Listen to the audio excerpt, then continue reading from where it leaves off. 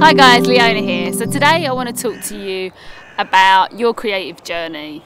I want to give you some advice about what you can do if you're a graduate from university or if you are someone who's starting their creative career. And what I want to do is give you a little bit of advice really and use my life as an example, because there's lots of different things that I did that were really beneficial to my development, my creative development, but there's lots of different things that I did that weren't so good, so hopefully we can all learn from this together. So let me take you back to 2001 when I graduated.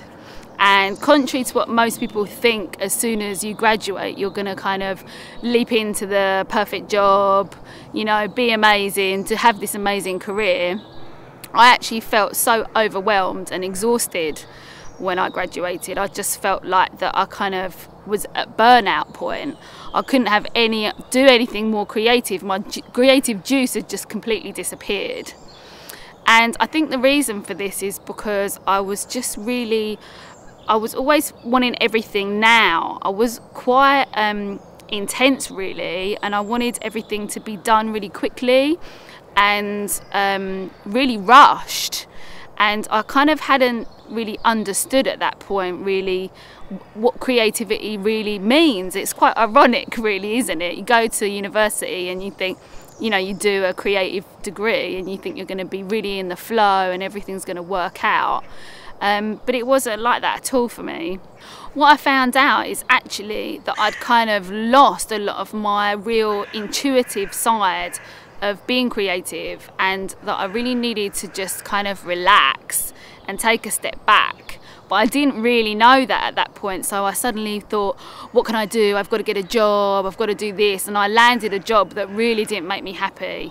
And I was quite depressed really, because I just thought, oh, you know, I've done all this, I've spent all this money on a degree, spent all this time, invested in all this energy into doing my art, and then I just felt exhausted. So what happened to change that really was a kind of an inner determination.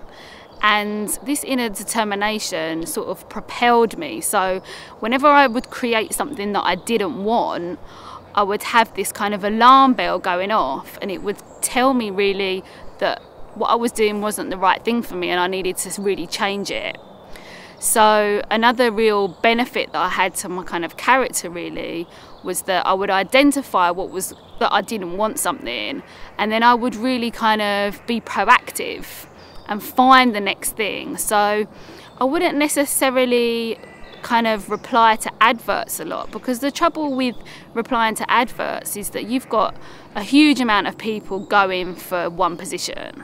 So I found the best way to really approach it was to come from myself and find other people that were doing things that I was interested in. So for example, I would look for people that needed art assistance, and I would, you know, give them a call and see if they needed anybody, and if they didn't, no problem, go on to the next person. And I had some real good success with this. I had a few jobs that I was really happy with and really grew from, because when you work for somebody else you can really see how their characteristics can influence you in a positive way. So that would be a really good bit of advice that I could give you, is create opportunities for yourself really.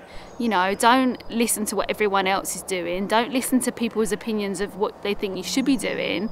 Just really go for what it is that you feel that you should be doing, you want to do, not even should actually, don't even say should, something that you want to do. That's really important. If you have that innate determination, then you will really see it through. And don't worry if you create something that you don't particularly want. There's always going to be something better. I can just completely tell you that from experience. There will always be something better on the horizon. You've just kind of got to go through these things to work it out, and that's part of the creative process, isn't it? It's like trial and error. So if you can take that risk on yourself, if you can put yourself out there and do that, I promise you the rewards will just be amazing. And then the last real piece of advice that I could give you is about making decisions. What happened to me was in the final job that I had before I launched my own personal creative business. In this last job, it was really great. It was one of the best jobs that I ever had, where I was working for someone else. But I still had that slight kind of inclination in myself. I really just kind of didn't really want to work for someone else. I wanted to do it off my own back, create something that was really from me.